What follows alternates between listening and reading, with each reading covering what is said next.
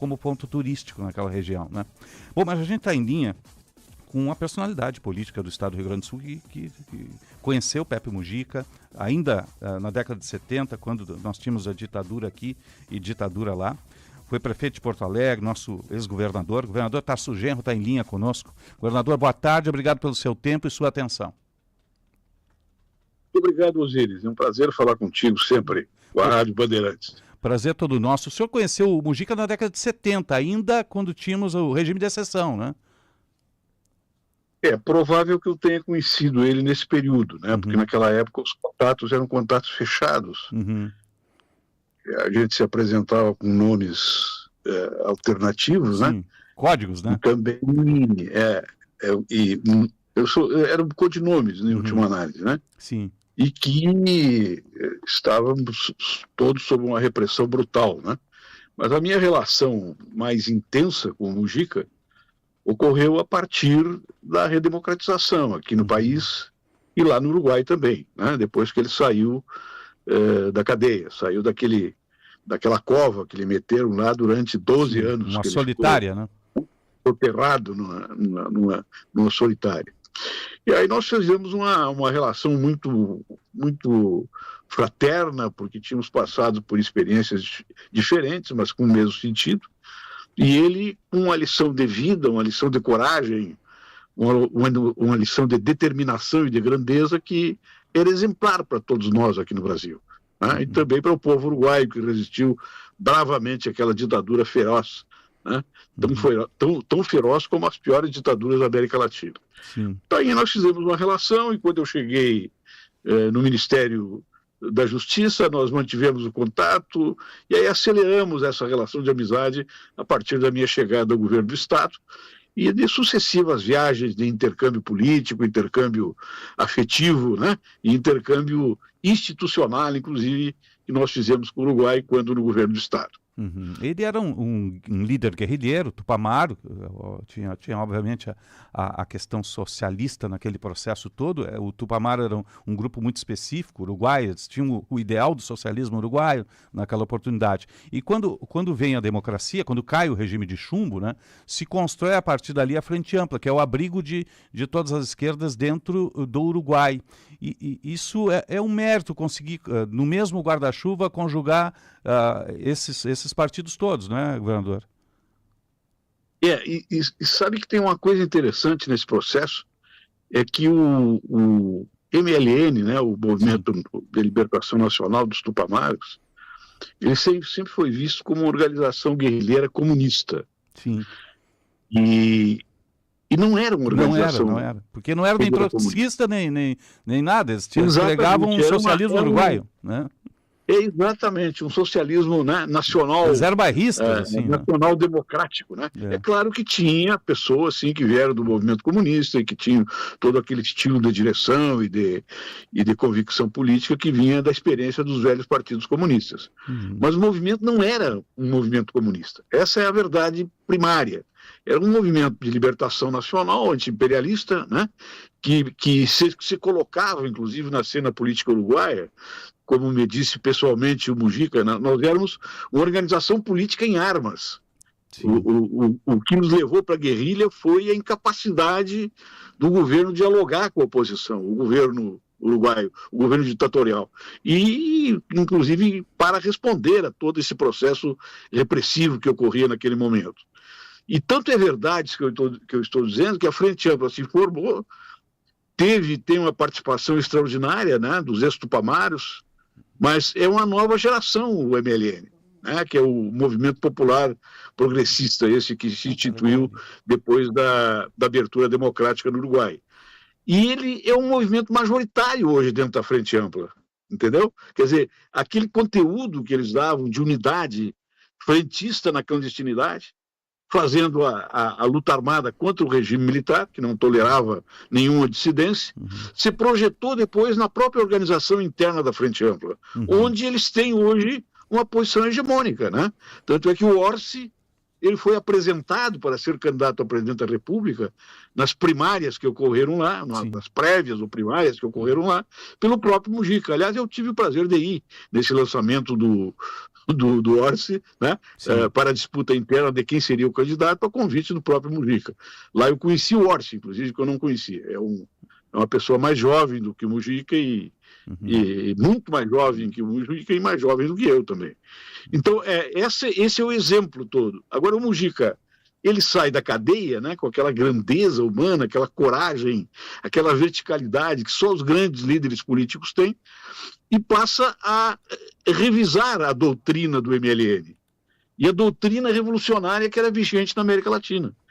Ele passa a dizer, por exemplo, que as organizações democráticas do campo da esquerda, elas teriam que integrar 2 temas fundamentais para dialogar com a população: a questão ambiental, né, e a questão da sustentabilidade, e a questão do consumismo, porque não tem sociedade que aguente esse grau de consumismo para ser adotado por toda a população. Sim, pois é. Então, governador, o Mujica, ele transcende tanto a questão política que ele entra nessa coisa de modo de vida, né? Que ele dizia sempre que o tempo não é dinheiro, o tempo é para ser vivido com sua família, não saia a consumir, saia a viver, né? E entra exatamente nisso, né?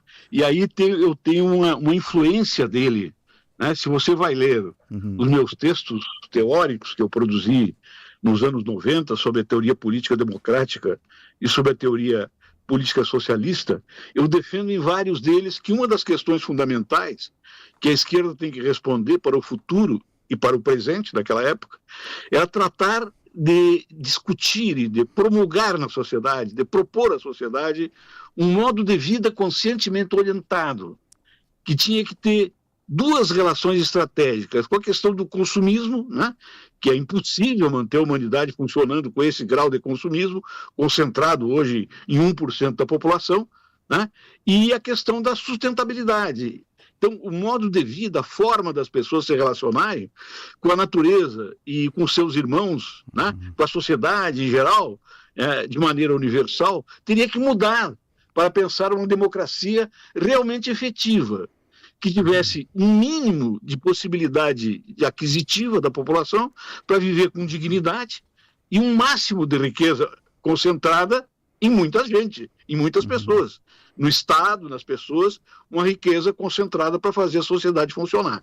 Então, a visão, inclusive, que o Mujica passou a defender, era muito mais próxima daquela visão frentista do MLN, da visão frentista adotada hoje pelo governo, né?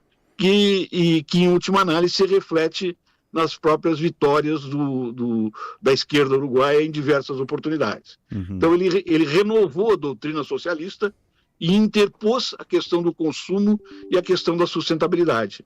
E aí ele parte para outras relações, a questão da solidariedade, a questão da igualdade, a questão do funcionamento da justiça, do direito de acesso de todas as pessoas aos bens fundamentais necessários à vida, à saúde, à educação, que é, em última análise, uma nova proposta social-democrata.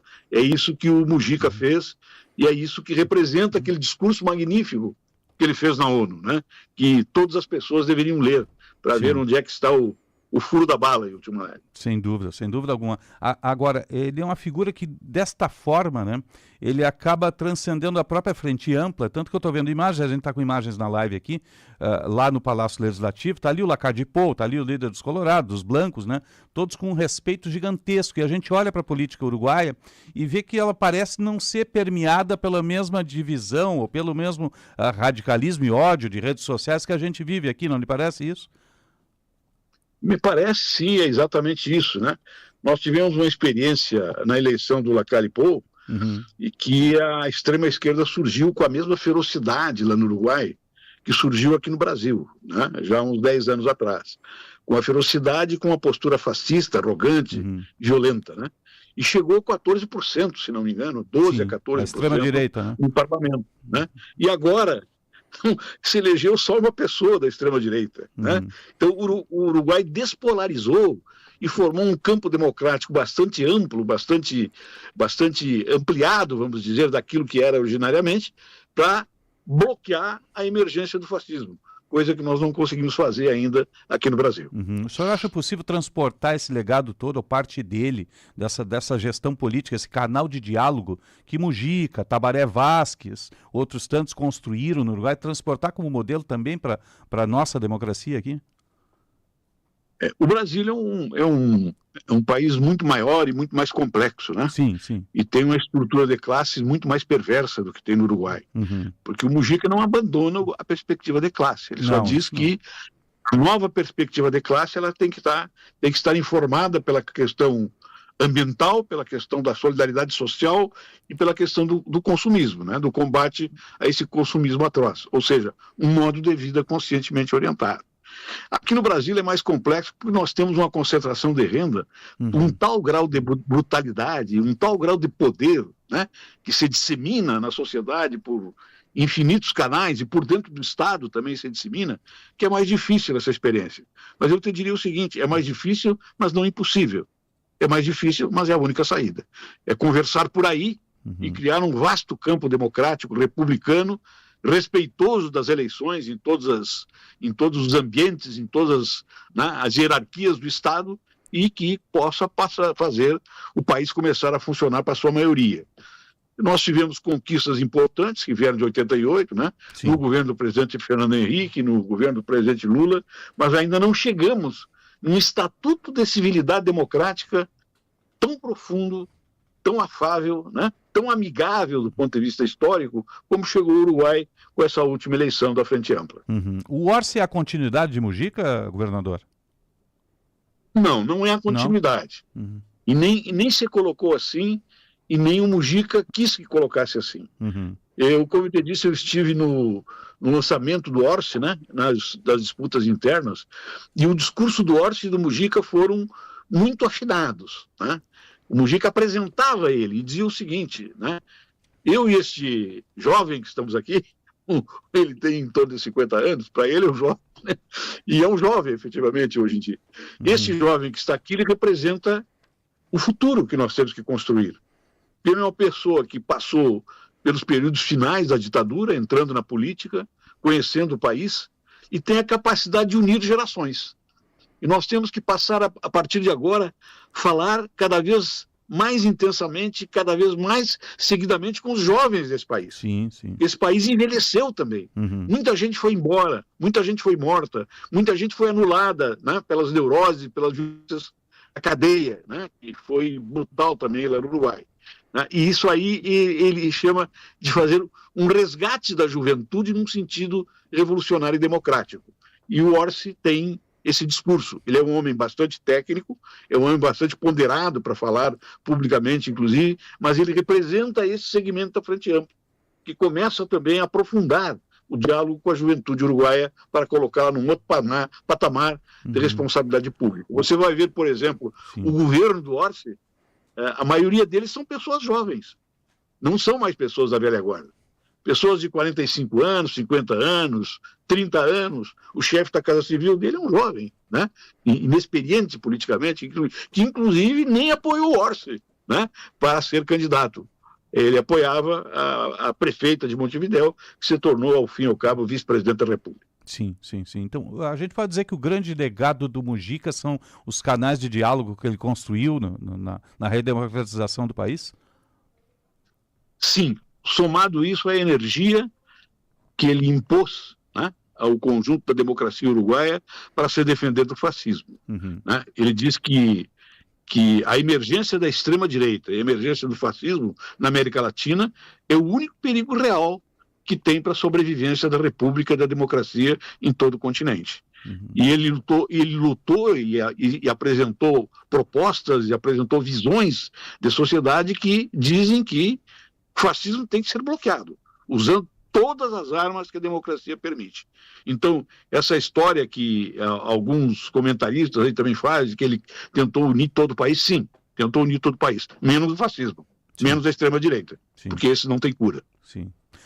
Governador Tarso Genro, ex-ministro da Justiça, ministro da Educação, obrigado pelo seu relato, sua atenção, uma boa tarde e até um próximo contato, governador. Uma boa tarde e até o próximo contato.